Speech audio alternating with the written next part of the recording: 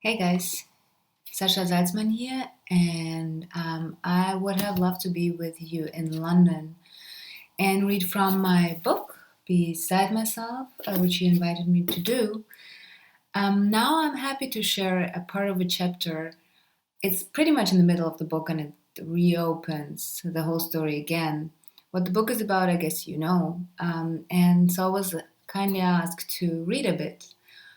I don't really feel like explaining too much to you because I hope the text speaks for itself. Let's say the chapter is called Home, and since the name of the conference is Reimagining Home and Belonging, I figured that might be a good idea to read that part. Красный маяк, дом 13, корпус 2, квартира 128. I know the address by heart. I always will. It bubbles up from deep in my belly even when I'm asleep. You can shake me awake in the middle of the night, and even before I've remembered my own name, I'll know where I'm to be taken if I get lost. If ever I'm in the Moscow metro and slip free of the grip on my hand to prevent my arm being ripped out of its socket in the crush, I'll know what to say when I find myself all alone in the station and Marx and Lenin and Stalin look down at me from their columns and ask where I live. Красный маяк, дом 13, корпус 2, квартира 128. That's where I go every year. I get taken along. The first time they take me, I think everything's gonna be alright now, forever and ever. Gran feeds me up as if it's her last duty on earth. Granddad already has a walking stick and shuffles around the flat in his oversized slippers, as if he's skating. He's got so thin, I'm sure he'd snap in two if he fell over. Dad sits all day at the kitchen table drinking tea with Gran and Granddad and crying. They all sob loudly. I give them a quick wave as I pass the kitchen and head for the front door. It's upholstered. I'd forgotten how thick the dark red padding is. You can run at it head first and you won't hurt yourself. No bump, no gash. Everything else seems smaller, flimsier, the cupboards, the rugs on the walls. It occurs to me that I've never gone out through this upholstered door alone before. I wasn't allowed. Now, for whatever reason I am, Dad's busy talking and crying, Gran and Granddad are listening to him, my sister is curled up with a comic in the corner of the sofa that Mom and Dad used to sleep on and doesn't want to go anywhere. She's a great, big, fleecy, towing worm. I take the lift. The light flickers. It always did. Like now, I always scared the lift would get stuck. The emergency button has been ripped out. I can't remember ever having seen it, but they tell me it's more dangerous to take the stairs. I get to the bottom and kick open the first door, then another. The benches under the ground floor windows look like huge toadstools with moldering caps. Nobody's sitting on them. Nobody calls after me to be careful. The metal bars of the climbing frame on the playground were once blue, I remember that. I pull myself up in my usual 3 moves. Right foot pull, left foot pull, right again, and sit on top of the lattice cube looking down over the yard. It looks as big as a football stadium, and beyond it, the world comes to an end. You can see where it stops. On the left, there are willows, a curtain to the nothingness on the other side. Otherwise, they're just the same grey tower block walls everywhere, dotted with dark eyes. The sky's the same color as the walls. Through my jeans, at the back of my knees, I feel the metal bars vibrate. Valera and Petya are squinting up at me, kicking the climbing frame. I'm so pleased to see them, I almost fell off. Hey, I shout, hey! I hang upside down and reach out my arms to them. Where's Kirill? Kirill moved away, they say. You've been gone a long time. You're out of touch. I scuttle down the climbing frame like a spider. I'd like to hug them, but I know we don't do babyish things like that anymore, so I hold out my hand. They don't take it. They're looking at my shoes. Valera walks around me, clinging his tongue. Petya stands with his face close to mine and stares at me in silence. His lips are all chapped, so the outer corners of his eyes. He's so pale, I feel like taking a handful of snow and rubbing it into his cheeks. I tell them I have presents for them, upstairs in the flat. They can come and get them if they like, or call round later if they would rather stay outside for a bit. Petya twists one side of his face into a grin. Valera comes to a halt behind me and runs his hand over the back of my hand as if he's shaving off my hair. I jump to the set and look at the pair of them. They're so similar that for a moment I can't tell them apart. They don't laugh or even breathe. They just stand there shoulder to shoulder in their white puffer jackets and stare. You'd think they were looking through me, but they're looking at me. I can feel it. And Valera is the first one to say the word "rid." It's a word I've often heard before, but without knowing it referred to me, and without knowing what it meant. Fucking Jew. They explain this to me, that it is what I am and why. We stand there, our arms dangling at our sides. The two of them have grown together into one single barking beast. They explain to me that I'm a fucking Jew because, like all fucking Jews, I got to leave the country while they had to stay here and see off Kirill when his father was transferred, and see off Dima, he got run over, by the way, by a cretin with slitty eyes like mine, one after another. They all moved away, or else they're about to. Like me and my filthy clan, and now I've come back to visit with my white Nikes and can shove the Western gifts up my dick. Or something like that. You're probably a pufter now and all, they say, pederast. Just have to look at your Western jacket, says Petya. What kind of a puffy pufter's jacket is that? What kind of puffy colors are they? Is that what you pufters wear? Valera asks in the same voice, and before I can say anything, I don't even have time to get out Красный маяк, дом 13, корпус 2, квартира 128. They push me. Both at once, and I fell and go careening into the climbing frame.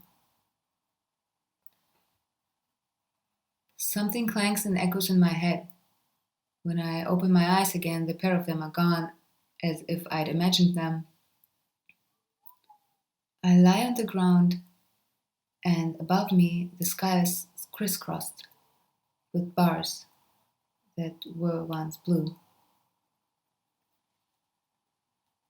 I get up, a fucking Jew and a pufter, and stroll across the yard. The broken rhombus of the tower blocks looming in on me. I put a hand to the back of my head, but feel nothing, no bump, no gash. I try to remember where I broke my leg all these years ago, somewhere here, in the middle of the empty plot of land that the boys, the ones I was always too young for, used as a football pitch. The sheds on either side served as goals. I walk across to the shed with the junction boxes. It's the one I remember best. A low, flat building that the neighbors suspected was squatted. There are 10, 20, 100 of them, and there's no electricity. It stinks too much for that. Mom's friends came around and said, "Just think, Valia, they're living in there like animals."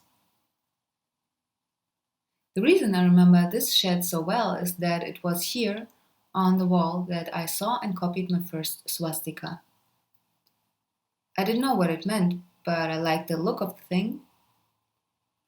Now, looking at the shed through my puffy Western eyes, I see only the dead have seen the end of war. There's chalk lying on the ground as usual.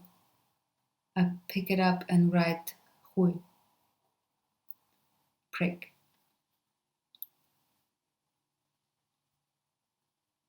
Gran gives me a good brushing down.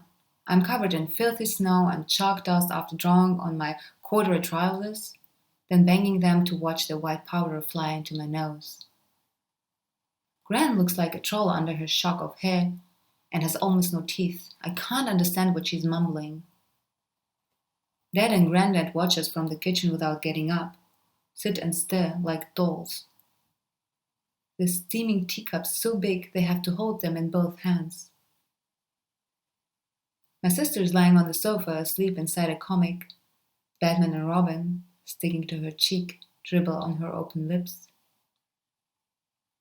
I lie down beside her, the tip of my nose touching hers. Batman and Robin rustle at my ear. The back of my head is throbbing. We're taken to see the family we used to go and see before we left the country. Our dad liked drinking chacha with their dad, and we kids liked the same games. When Tato opens the door to us, I almost keel over. He's taller than me, almost a whole head taller, and he has a beard where I don't even have a downy stubble. Spots too, huge pimples like a real man. Since his father's liver exploded at the age of 50 because of all the chacha, an uncle is being taking care of the family. Uncle Gizo was a brother to the dad with the burst liver and has wife, children, and liver of his own to provide for. Gizo is no help, says the mother, whose face has fallen in on itself like a sandcastle. She puts tea on the table and a gâteau that's drowning in lemon cream. Tato is the man of the house now. She says it loud enough for Tato to hear, and his nostrils flutter. Sally is even prettier than she used to be. She shot up too, overtaking me. Her ass is half an apple. It wobbles past my face as if I wasn't there. The other half apple is stuck on her front and has a little gold cross resting on it. I'd like to be the cross. Sari is starting at the police next year. She's going to be a militia woman, she says. She has already been to the uniform fitting. The interview wasn't hard at all. They just wanted to know if she could speak fluent Georgian, then got her to sign straight away. So you're going to be a traitor? I say, hoping she'll come closer. She doesn't, and my dad clouds me one on the back of my head, which was painful enough as it was. I try not to let it show. Tato takes care of us, says his mother. He sells tracksuits on the market and cigarettes and spirits. Homemade spirits, says Tato, beaming. I look at him. It's not possible that the boy makes his own cha-cha. Last week he fixed the car for me, and sometimes the fridge gives up on us, and he mends that too. There follows a list of Tato's qualities and his daily good deeds to save the world. Tato's 14 and his voice has already broken, while I still sing higher than my sister. She's sitting at the table as if she wasn't there, staring through us all, reading comics in her head. I try to imagine Tato at Pražské metro station on the market that my sister and I sometimes dash through with Gran. She would hold our hands firmly grasped in hers and warn us not to look left and right. I try to imagine him behind a pile of plastic-wrapped clothes, a fag in the corner of his mouth, crying out, "Tracksuits, tracksuits, fresh Adidas tracksuits, come on and have a look." And every now and then, to keep himself warm, he takes a little gulp of homemade cha-cha from the small metal hip flask he carries inside his sheepskin waistcoat. My eyes drift back to Sally. I stare at her as openly as I can and try to smile, waiting for her to glance up from her tea. She doesn't.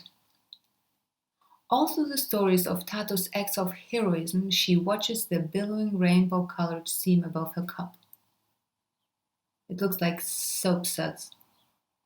She blows over the gilt edge of the cup without even moving her lips. I stare at the dark opening between the pale pillows of her lips and feel myself being sucked in. I'd like to jump right in, feet first. There was never anything between us. The last time we saw each other, I wasn't even aware of all the things that would one day be possible between us. But at that point, she wasn't yet two halves of an apple, connected by a long, silky black stalk. I try to work out whether I'm in with a chance with her and imagine all kind of stuff. I see my hands vanish inside her, one into her soft mouth, the other between her soft thighs, and I think about where I would kiss her when my hands meet inside her under the little gold cross. So tell us, what's it like over there? The mother asked, and I'm startled out of the handshake I was giving myself in Sally's body. I look away from her walnut-colored skin and guff at the colorful tablecloth as I wait for my father to deliver his spiel. I saw him rehearsing it in a little mirror in our train compartment. He wasn't embarrassed to be caught.